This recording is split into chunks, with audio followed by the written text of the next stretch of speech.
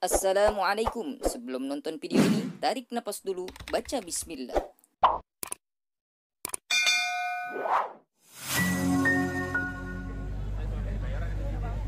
Assalamualaikum warahmatullahi wabarakatuh. Kurang semangat, yang semangat jawab salamnya. Insya Allah semua hutang-hutangnya dibayar oleh Allah Subhanahu wa ta'ala. Saya doakan yang jawab salamnya semangat, insya Allah yang mempunyai jodoh segera mendapatkan jodoh. Yang sudah punya jodoh jawab salamnya tetap semangat, saya doakan tambah. Gak ada yang berani? Maksud saya tambah istiqomah, tambah sakinah, tambah mawaddah, tambah rahmah, tambah rumah, tambah sawah, tambah mamah. Siapa tadi yang jawab mamah? Amin. Assalamualaikum warahmatullahi wabarakatuh.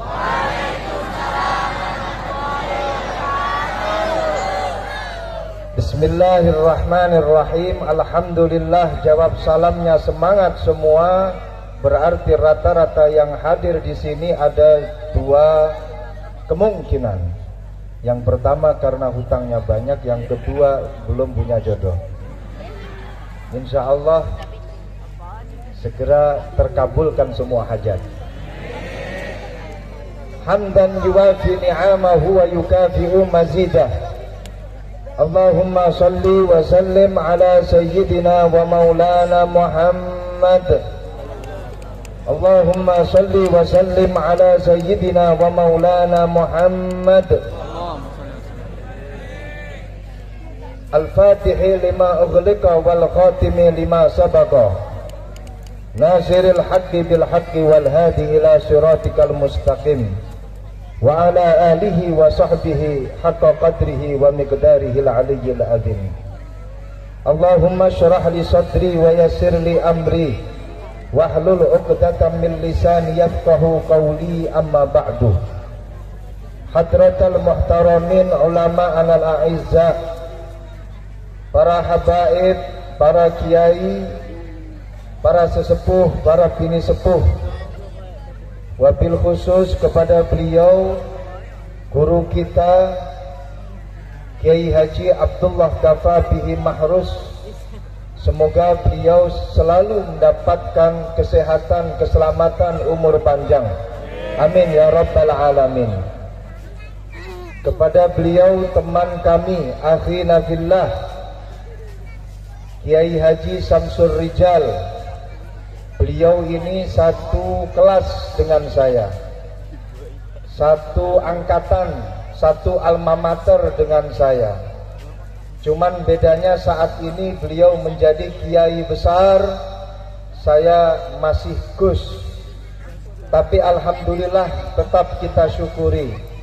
Soalnya kalau sudah jadi kiai gak bisa ngapa-ngapain. Salah dikit ditengok sama orang, salah dikit dinilai sama orang. Tapi kalau masih gus enak, mau ngapa-ngapain wajar, masih gus. Semoga beliau Kiai Haji Samsul Rijal selalu mendapatkan kesehatan, keselamatan, umur panjang. Amin ya rabbal alamin. Kepada beliau guru kita Kiai Haji Muammar ZA, yang mana tadi telah melantunkan ayat-ayat suci Al-Quran. Semoga kita mendapatkan keberkahan lantunan ayat suci Al-Quran. Amin ya rabbal alamin. Dan dicatat kita menjadi orang-orang min ahlil Quran. Hadirin hadirat, zummiyin zummiyat, virtualiyin virtualiyat, rahimakumullah. Pada malam hari ini kita semuanya wajib berbahagia. Malam hari ini kita wajib bergembira.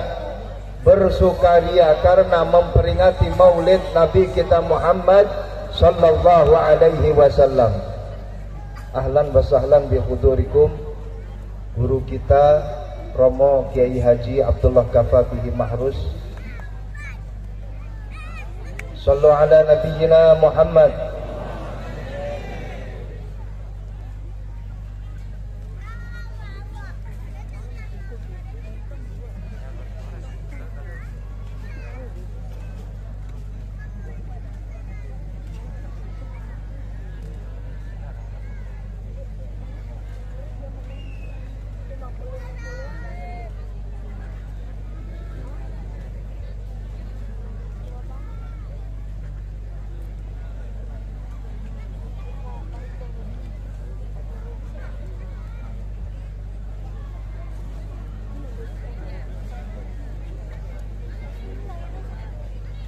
Ini tandanya 5 menit lagi saya harus turun. Huwa kasyamsi wal kawakib wan nasu kal kawakib. Idza jaa asy-syamsu faghabatil kawakib. Kita kedatangan matahari dan kita semuanya ini adalah bintang-bintang. Termasuk saya. Ketika matahari muncul, maka bintang-bintang semuanya akan redup, termasuk saya. Shallu ala Muhammad. Wajib hukumnya malam hari ini kita bergembira, kita sukaria, kita senang. Maka saya umumkan kepada semua hadirin, hadirat, zummiyin, zummiyat, semuanya harus bersukaria. Semuanya harus tersenyum. Gak boleh merengut dalam acara ini. Gak boleh merengut dalam memperingati maulid Nabi. Barang siapa yang merengut, barang siapa yang susah, boleh ambil air wudhu terlebih dahulu. Kalau sudah selesai merengutnya, kalau sudah selesai sedih dan susahnya, bisa kembali ke lokasi. Kalau yang masih ingat sama hutangnya, bikin kalian merengut, bikin kalian sedih, buang itu yang namanya hutang. Yang penting cukup dibayar. Kalau kalian susah ingat pasangan kalian karena cerewetnya luar biasa, buang itu cerewetnya. Pasangannya tetap kita openi. Malam hari ini harus gembira. Bagaimana kita tidak bergembira karena malam hari ini kita memperingati lahirnya Nabi kita Muhammad sallallahu alaihi wasallam.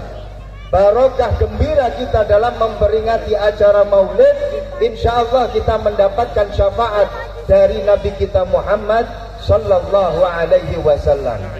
Ada kisah yang sangat-sangat masyhur, kisah yang ditulis di dalam kitab Sahih Al-Bukhari. Kitab ini juga ditulis oleh Al-Imam Ibnu Hajar Al-Asqalani. Kitab ini juga nushah ini juga ditulis oleh Sayyid Muhammad Alwi Al-Maliki di dalam kitab Mafahim Tajibu an Tusahhah. Kalian semuanya tahu Abu Lahab disebutkan di dalam Al-Qur'an tabbat yada abi lahabil wa tab. Celaka itu yang namanya Abu Lahab. Celaka itu yang namanya Abu Lahab. Pada suatu ketika Abdullah ibn Abbas bermimpi melihat Abu Lahab sedang enjoy di dalam surganya Allah. Abdullah ibn Abbas sempat terkaget. Bagaimana ini yang namanya Abu Lahab sudah terkenal, masyhur, disebut di dalam Al-Quran menjadi orang yang celaka, tapi dia malah enjoy di dalam surganya Allah.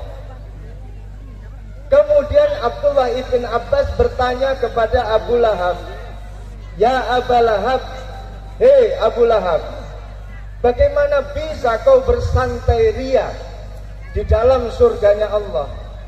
Padahal sudah jelas di dalam Al-Quran dikatakan bahwa kau adalah termasuk orang yang celaka. Apa kata Abu Lahab? Begini loh Bas, ketika Muhammad atau Ahmad, sallu ala nabiyyina Muhammad, ketika Ahmad atau Muhammad dilahirkan, datang seorang budak perempuanku dan dia mengatakan, ya Aba Lahab, qad wulida ibnu Abdillah wa summiya bi Ahmad. Wahai Abu Lahab, telah dilahirkan anaknya Abdullah, anaknya Aminah, dan diberi nama Muhammad, diberi nama Ahmad. Ketika aku mendengar Muhammad itu lahir, rasanya hati Masya Allah, senangnya luar biasa, bahagianya luar biasa. Saking bahagianya Bas, saking senangnya Bas, tapi di dalam kitab-kitab nggak ada tulisannya Bas, itu nggak ada. Ini buatan saya sendiri. Saking senangnya, Suwaibah, budak perempuanku, aku merdekakan dari perbudakan. Ya Suwaibah, karena kau membawa berita bahagia, maka detik ini juga engkau aku merdekakan dari perbudakan. Abu Lahab hanya waktu itu saja berbahagia dengan wujudnya Rasulullah. Sampai akhir hayatnya Abu Lahab menjadi musuhnya Rasulullah. Dan ingat Bas, itu terjadi hari Senin. Makanya setiap hari Senin Bas, aku cuti dari siksa api neraka. Makanya setiap hari Senin Bas, aku libur ngantor dari neraka. Enjoy dulu di surganya Allah. Abu Lahab yang jelas-jelas kafir, jelas-jelas memusuhi Rasulullah, hanya satu kali berbahagia akan lahirnya Rasulullah, mendapatkan syafaat dari Rasulullah. Bahkan dalam satu riwayat, Abu Lahab dikatakan setiap hari Senin mendapatkan tetesan air dari ujung jari-jarinya Rasulullah sallallahu alaihi wasallam. Kita ini umatnya Rasulullah sampai akhir zaman, sampai di akhirat, kita tetap jadi umatnya Rasulullah. Amin. Dan kita semuanya suka sama sholawatan. Kita semuanya suka memperingati acara maulidan. Betul? Dan tidak hanya hari Senin, setiap hari kita suka sama maulidan. Betul? Setiap jam kita suka sama sholawatan. Betul? Setiap detik kita cinta dengan lahirnya Nabi Muhammad sallallahu alaihi wasallam. Maka insya Allah api surga tidak akan pernah menjilat jasad kita walaupun toh semenit. Amin amin ya rabbal alamin. Maka dari itu malam hari ini semuanya wajib gembira, semuanya wajib bahagia, semuanya wajib senang. Dan alhamdulillah, kalau kita lihat bagaimana caranya tadi melantunkan sholawat, kalau kita lihat bagaimana caranya tadi mendengarkan pujian-pujian kepada Rasulullah Sallallahu Alaihi Wasallam, insya Allah semuanya termasuk orang-orang yang bahagia. Sama dengan nama majelisnya, Majelis As-Surur. Kita lihat juga bagaimana cara mengibarkan bendera, mulai dari bendera yang paling kecil sampai bendera nggak tahu itu sepanduk perempatan mana yang diambil, digabungin jadi 4, digoyang-goyang bareng-bareng, yang megang ada orang 5. Subhanallah. Ada yang dari Jakarta, ada yang dari Tangerang, ada yang dari luar Jakarta, macam-macam. Semuanya bersemangat. Insya Allah ini menjadi pertanda cinta kita kepada Rasulullah Sallallahu Alaihi Wasallam. Amin, amin ya rabbal alamin. Dan ini adalah ekspresi cinta,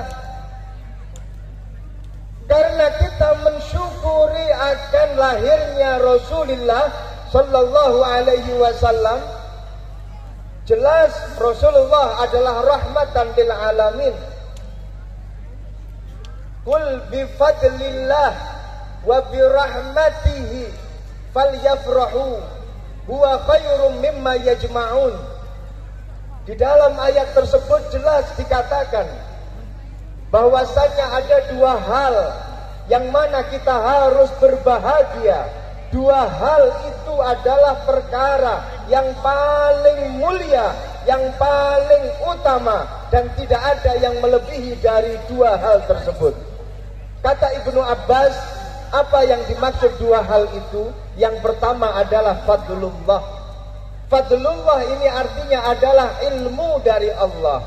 Wa rahmatihi, apa yang dimaksud dengan rahmatnya Allah? Rahmatnya Allah adalah wujudnya Nabi Muhammad sallallahu alaihi wasallam. Wa ma arsalnaka illa rahmatan lil alamin.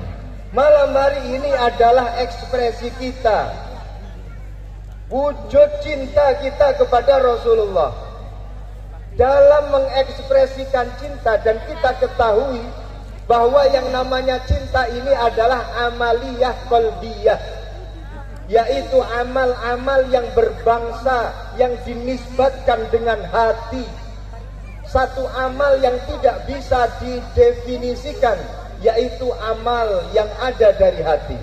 Satu amal yang tidak bisa dimuhaddadkan, yang tidak bisa ditahdid, itu adalah amaliyah qalbiyah. Makanya ekspresi cinta itu pasti berbeda-beda.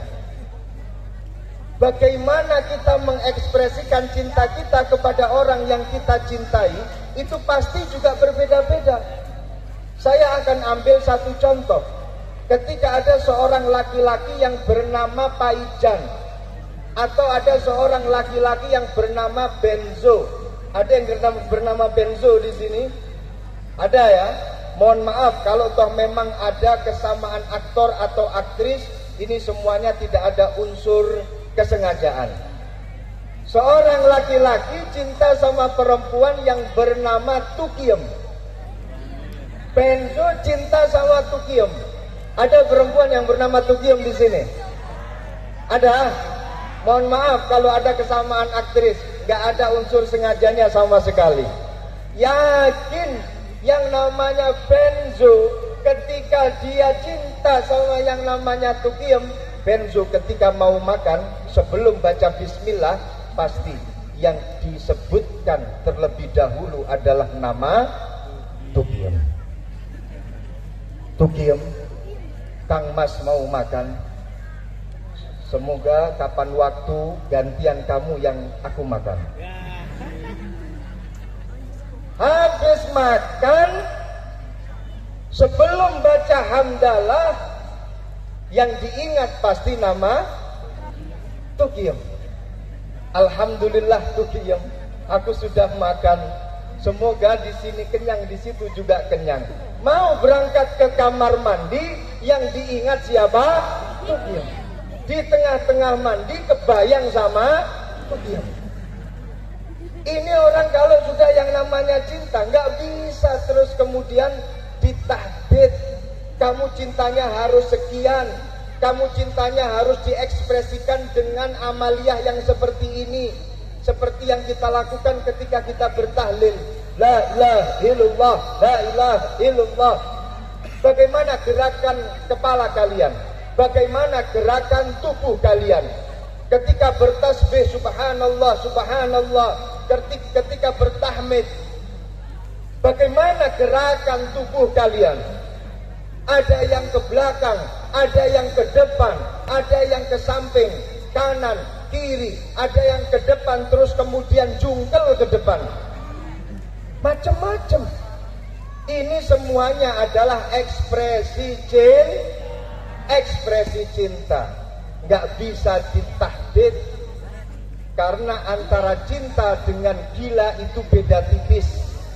Kalau gila itu tanpa argumentasi yang rasional, tapi kalau cinta itu penuh dengan argumentasi yang rasional.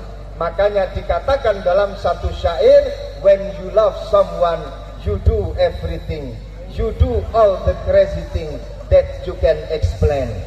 Siapa yang tahu artinya angkat tangan, boleh pulang duluan. Kalau kita maknani cara Jawa, when you love ing dalem nalikane demen sapa sira, someone ing awak-awakan suwiji, you do mongko bakal nglakoni sapa sira. Everything ini jadi maf'ul bih. Everything ing sekabehane perkara. You do mongko bakal nglakoni sapa sira. Everything ing sekabehane perkara. All that you can explain ing sekabehane perkara kang ora bisa ngutarakaken sapa sira ing madruk tuk tuk tuk tuk tuk.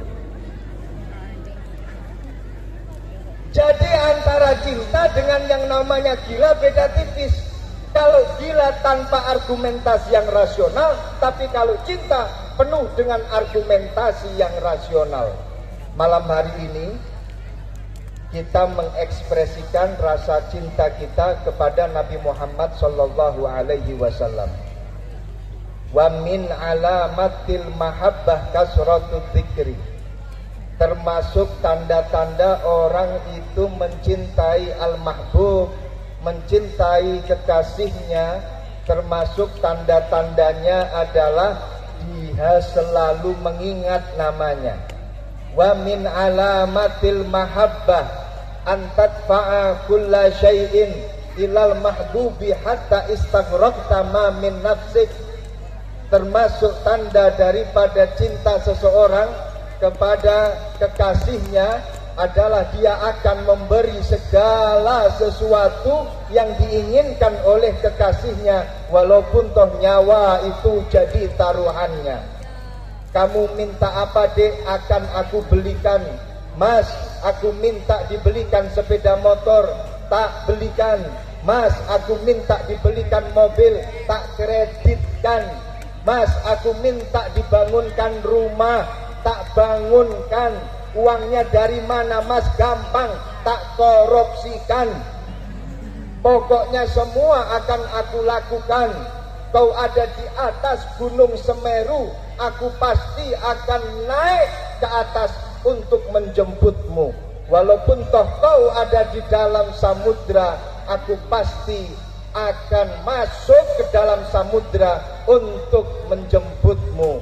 Kau ada di sana, aku ada di sini, pasti kita akan bersatu lagi. Hadirin hadirat yang dimuliakan Allah Subhanahu wa ta'ala, ketika kita cinta kepada Rasulullah sallallahu alaihi wasallam, Rasulullah memerintahkan kita untuk melakukan sholat 5 waktu. Jangan sampai ditawar-tawar lagi. Kalau sudah sholat 5 waktu, jangan terus dijadikan 1 kali dalam 1 hari. Karena ada yang sholat itu cuma 1 kali dalam 1 hari, pas waktu sholat maghrib. Ada yang lebih parah lagi, sholatnya sholat mingguan, sholatnya cuma hari Jumat, itu masih biasa. Ada yang lebih parah, sholatnya tahunan, 1 kali dalam 1 tahun, pas waktu sholat Idul Fitri. Ada yang lebih parah lagi, seumur hidup sholatnya cuma 1 kali, disolatin lagi. Kita kalau cinta kepada Rasulullah, tunjukkan cinta kita. Apa yang diperintahkan oleh Rasulullah, lakukan. Apa yang dilarang oleh Rasulullah, jauhi. Shallu ala Muhammad. Kita tiru apa yang terjadi antara Rasulullah dengan ular yang ditemui oleh Rasulullah di Gua Dur. Rasulullah ketika berhijrah dari Makkah menuju ke Madinah, ditemani oleh seorang sahabatnya yang bernama Abu Bakar As-Siddiq. Rasulullah sempat transit di rest area, namanya adalah Gua Dur. Di situ sebelum Rasulullah masuk ke dalam gua, Abu Bakar As-Siddiq yang bertugas sebagai bansernya Rasulullah. Alhamdulillah, banser luar biasa mengamankan acara ini dan menertibkan acara ini. Semoga para banser-banser ini nanti akan masuk ke dalam surganya Allah bersama dengan para ulama, bersama dengan para pecinta Rasulullah Shallallahu Alaihi Wasallam. Bahkan ada satu riwayat yang mengatakan besok di akhir zaman bisa-bisa antara ulama sama banser ketika masuk surga ini lebih duluan bansernya.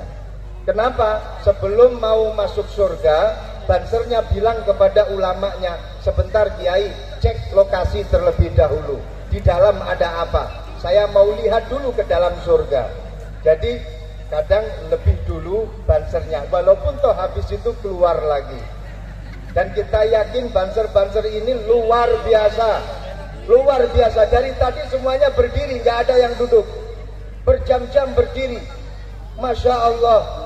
Kita tahu dalam kisah Ashabul Kahfi ada anjingnya Ashabul Kahfi yang menemani Ashabul Kahfi, di mana Ashabul Kahfi di dalam gua sampai ratusan tahun tertidur.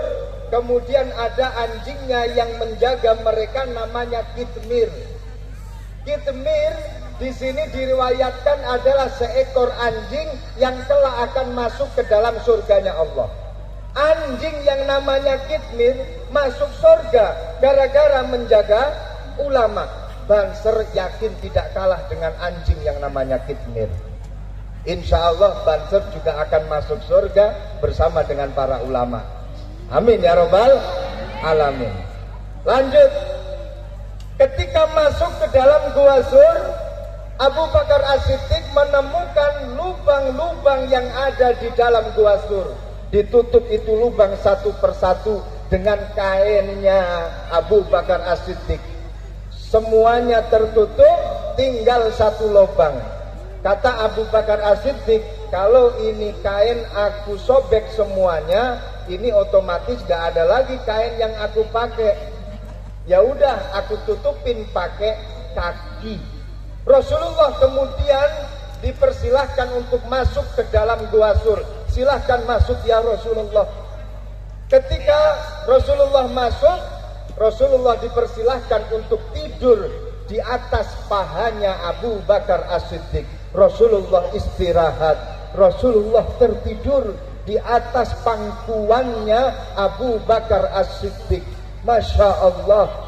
Abu Bakar As-Siddiq sedikit pun tidak menggerakkan badannya. Kenapa? Karena takut kekasihnya terbangun. Tapi apa kata ular yang ada di dalam lubang? Ular berkata di dalam hatinya, ular juga punya hati. Siapa ini berani-beraninya menutup lubangku? Akhirnya ular naik ke atas dan kemudian digigit itu kakinya Abu Bakar As-Siddiq. Abu Bakar As-Siddiq kaget, kalian juga. Tapi kagetnya Abu Bakar As-Siddiq berbeda dengan kalian. Abu Bakar As-Siddiq sedikit pun tidak menggerakkan badannya. Kenapa? Takut kekasihnya terbangun. Ya Allah, aku tahan rasa sakit ini ya Allah. Jangan sampai badanku bergerak ya Allah. Aku tidak mau kekasihku terbangun ya Allah. Bu, kalau suami kalian cintanya cinta mati, cinta betulan, ketika kalian tidur di atasnya atau di atas pangkuannya, maka mempersilahkan 100% nggak akan pernah menggerakkan badan. Tapi kalau baru 5 menit kalian tidur di pahanya, kalian tidur di pangkuannya, kok sudah bilang, mah berat sekali kau saat ini. Itu berarti cintanya cinta gombal. Malam ini nanti tolong dibuktikan suami kalian cinta betulan apa enggak. Malam hari ini tidur di pangkuan suami masing-masing. Jangan tidur di pangkuan lelaki lain. Sallu ala Muhammad. Ular kemudian mencoba lagi untuk gigitan kedua, sampai pada gigitan ketiga Abu Bakar As-Siddiq sedikit menggerakkan kakinya. Kemudian Rasulullah terbangun. Ya Abu Bakar As-Siddiq, kenapa kau bergerak? Ya Rasulullah, ampuni aku, maafkan aku. Abu Bakar As-Siddiq menangis, meminta maaf kepada Rasulullah karena membuat Rasulullah terbangun. Ampuni aku ya Rasulullah, membuat engkau terbangun dari istirahatmu ya Rasulullah. Tapi yang menjadi permasalahan, yang bikin gara-gara adalah ular itu yang ada di balik sarung itu ya Rasulullah. Maksud saya di dalam lubang kan tadi ditutupin sama sarungnya Abu Bakar As-Siddiq. Begitu. Itu yang ada di dalam lubang itu ya Rasulullah. Ularnya sudah lari itu ya Rasulullah. Kemudian Rasulullah mendekati ular dan Rasulullah bertanya, "Ya ular, lo ngapain pakai gigit-gigit sahabat gue? Kenapa kamu menggigit Abu Bakar As-Siddiq?" Apa jawab ular? "Ya Rasulullah, semenjak aku diciptakan oleh Allah, aku melihat di situ ada namamu terpampang di dalam surganya Allah, bergandeng dengan lafzul jalalah, la ilaha illallah Muhammadur Rasulullah, dan aku diperintahkan oleh Allah untuk selalu bersolawat kepadamu, menyebut namamu. Ya Rasulullah, bertahun-tahun aku sebut namamu. Namamu selalu ada di dalam hatiku. Lisan ini selalu dibasahi dengan namamu, tapi mata ini tidak pernah melihatmu ya Rasulullah. Malaikat Jibril mengatakan kepadaku, wahai ular, kelak engkau nanti akan menjadi ular yang paling beruntung. Kenapa Jibril? Karena kau nanti akan bertemu dengan Muhammad sallallahu alaihi wasallam. Mulai saat itu wahai Rasulullah, hatiku selalu rindu denganmu, hatiku selalu dipenuhi denganmu, tapi mata ini enggak pernah melihatmu. Sakitnya itu di sini ya Rasulullah. Inikah yang dinamakan dengan love by distance? Inikah yang dinamakan dengan cinta antara jarak dan waktu? Hari ini adalah show time. Hari ini adalah waktunya aku bisa bertemu denganmu ya Rasulullah. Tapi sayang sekali, kakinya Abu Bakar As-Siddiq menghalang-halangi aku untuk bertemu denganmu. Tapi karena cintaku kepadamu ya Rasulullah, walaupun toh kakinya sahabatmu tetap akan aku gigit, yang penting aku bisa bertemu denganmu. Hadirin hadirat yang dimuliakan Allah, ular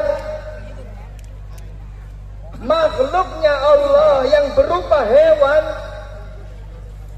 melafalkan nama Nabi kita Muhammad sallallahu alaihi wasallam dan selalu bersolawat kepada Nabi kita, pada akhirnya dipertemukan oleh Allah dengan Nabi kita Muhammad sallallahu alaihi wasallam. Kita umatnya Rasulullah, sebut nama Rasulullah, bersolawatlah sebanyak mungkin, insya Allah, dan yakinlah kelak nanti kita akan bertemu dengan Rasulullah sallallahu alaihi wasallam. Shallu ala nabiyyina Muhammad. Sekian dari kami, wal afu minkum. Wassalamualaikum warahmatullahi wabarakatuh.